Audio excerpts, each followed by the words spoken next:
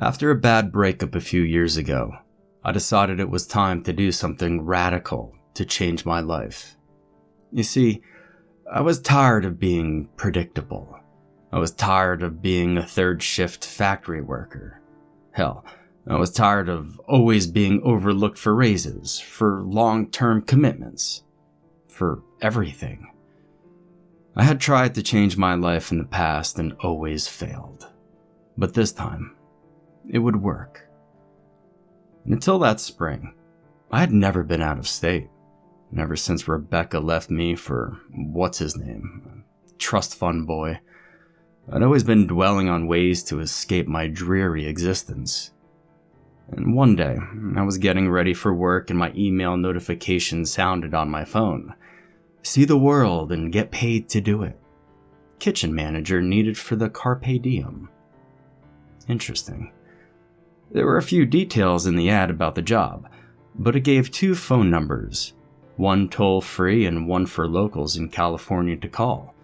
There was also a website featuring more contact information, videos of happy crew members sailing on the open seas, families on the cruise having wonderful meals together. It was enough to convince me to try it. But still, I held off. I called for more information. The overly cheerful woman I spoke to took all my pertinent information and sent me an application via email. And the last question I had for her involved my compensation while working on the Carpe Diem. The chef, me, was going to make a minimum of $3,000 for each 7-day cruise, she told me. Whew. Man, my jaw unhinged and the air was suddenly very thin. That was more than I made in a whole month of working 40-hour weeks in the factory. I asked again, to be sure I hadn't misunderstood.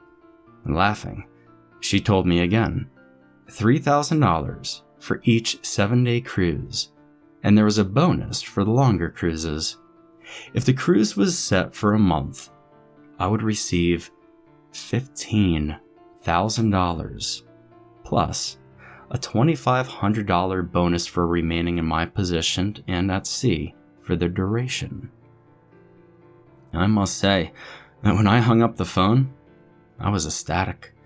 I hadn't been so happy in years.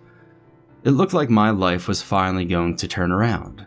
Things had to get better from here. At 32, I set off on my first trip away from my little neck of the woods in Tennessee.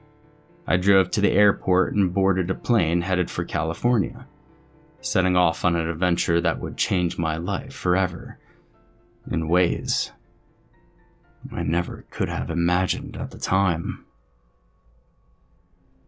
The kitchen manager position was perfect for me. Sadie and Tony ran breakfast and Rob and I ran the kitchen the rest of the time. We had free reign, as long as we followed the menu set forth by the bosses. Halfway through my 2-month-long voyage, Sadie from the breakfast crew came to me shortly after lunch and wanted to speak to me privately. Now, up until this time, I had not considered Sadie a flighty or flaky person. But that day, I began to worry that maybe she was suffering from some sort of mental break. Sadie's main job was breakfast in the kitchen, but in the afternoons, she helped with duties on the sleeper deck. While cleaning one gentleman's quarters, she had come across the cult paraphernalia and said she had scoffed at the ridiculousness of those beliefs and put it out of her mind. Then she showed me a piece of paper she'd taken from that same man's journal the day before, and I scolded her. She pushed the paper in my hand, her eyes frightened and wide, insisting that I read it for myself. Then she told me that she was leaving her post at the next port. She was getting off the boat and not getting back on it. Now, I'd never been superstitious. I didn't believe in magic, but something about Sadie's reaction to this paper gave me pause. I didn't like the idea of being out to sea with a man who might be off his rocker. Maybe he was a murderer, robber, rapist. And that's what made me finally read the piece of paper. I read it 3 times, and then I laughed hysterically. I laughed hard and long. It had been nothing more than writings about mermaids. Perceiving the writing as some man's fantasy story. You know, a made-up thing. Fiction. I opened up my desk's single drawer, and I placed the paper inside. Mermaids had frightened Sadie that badly. Unbelievable. The mermaids of the story tidbit weren't like the cartoon mermaids who were all dainty and lovely, but still, who believed in them anymore? Certainly not me. They were right up there with leprechauns, the Tooth Fairy, and Santa Claus in my mind. While we were working, I told Rob about the incident, and he had a good laugh too. We had lots of fun with it that evening, laughing sometimes until we both cried. Then, the first 2 passengers went missing the next morning. Sadie locked herself in her room, refusing to come out. Then another passenger disappeared, and everyone on board found out. There was a panic that rolled through the passengers like a tidal wave, washing away good sense and good judgment. The yacht turned for land and was met by the Coast Guard, who searched the entire ship. We were stuck for hours while they did so, and afterward, they instructed the captain to dock immediately. The cruise was over. Even though security was on high alert, the next morning brought the terrible news of 5 more missing passengers, and no one had heard or seen anything. Now, I was seriously freaked out by midday when we learned of yet another missing person. Where the hell were they all going? No one was found in the water. Several hours passed as the Coast Guard secured the yacht, this time leaving a team on board to accompany us to land.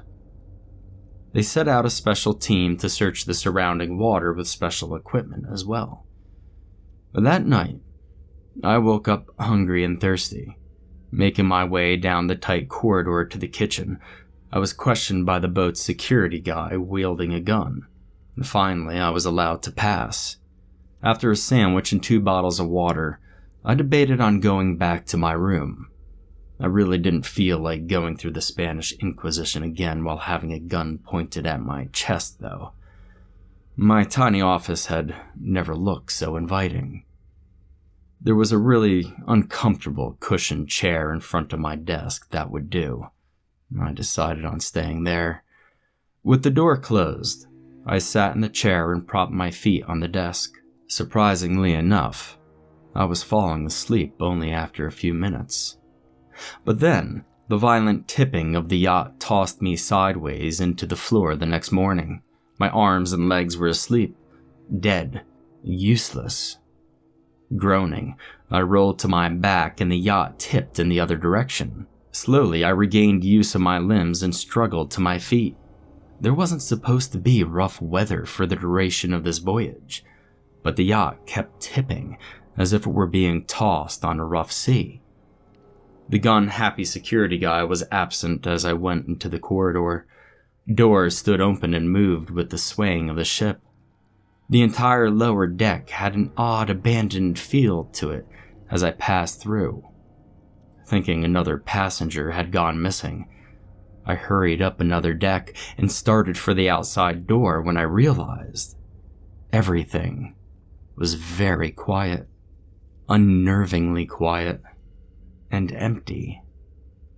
No one stood on the main deck of the ship. I yelled down the hallway for anyone, and no one answered. The only sound was the creaking of open doors being moved by the increasingly violent movements of the ship. A chill ran up my spine. Where the fuck was everybody? The Coast Guard had loaded them up onto a boat and taken them onto port, maybe. I rushed outside and saw that a Coast Guard ship was indeed tethered to ours, but no one was on its decks either, and I couldn't see anyone through its many windows. What I did notice was that the yacht was sitting on the water at a slant. The bow was dipping even farther into the water, and panic sunk its yellow talons into my brain. I ran to go find a lifeboat or a life jacket, whatever I could. I was completely alone in the middle of the sea.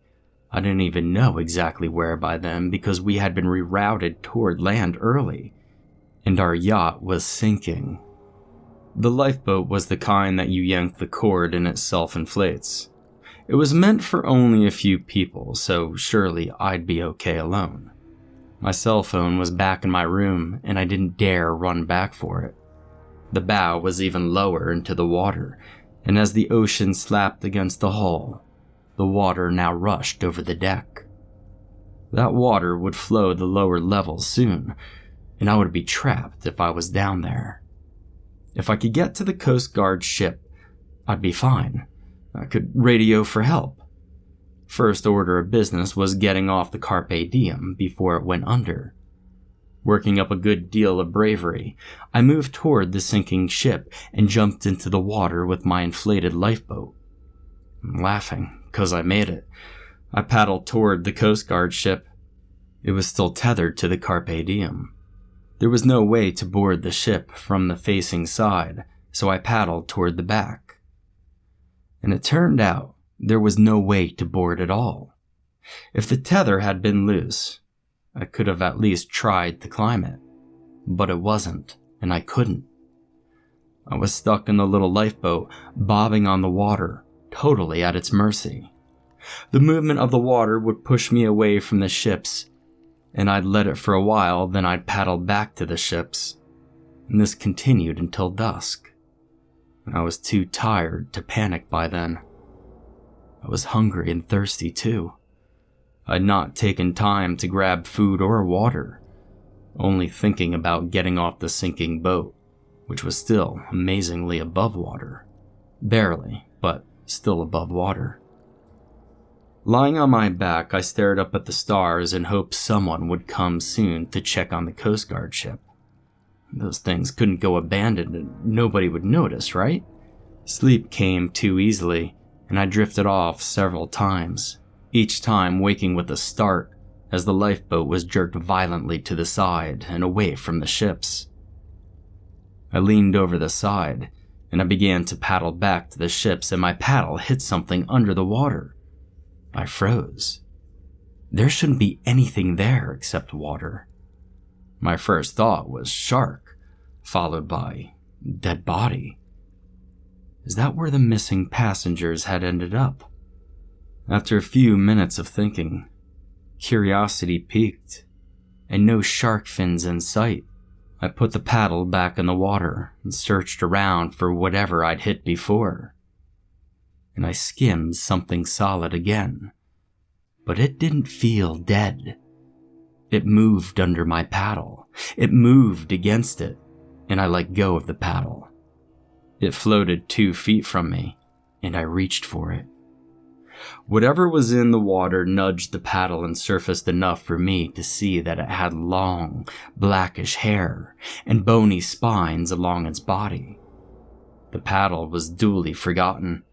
There was another in the lifeboat, and I tried to convince myself that what I'd just seen was a figment of my imagination, a stress-induced hallucination. But my brain was having none of that. I knew what it was. I watched as it surfaced again, just barely enough for me to see the same features as before. Holding my breath, I moved to the center of my little inflatable on my knees, and I kept an eye on the thing as it rolled and broke the surface enough to tease my mind, but never enough to fully satisfy me that it was what my heart already knew it was. A mermaid. Just like the ones the man had written about. A series of guttural clicking sounds cropped up behind me, and I turned to see that there were 3 of those creatures undulating and keeping their torsos far enough out of the water for me to see that they were indeed the creatures described on that piece of paper Sadie had handed to me. They weren't looking at me with their bulging, liquid black eyes, but at the one swimming alone on the other side of me.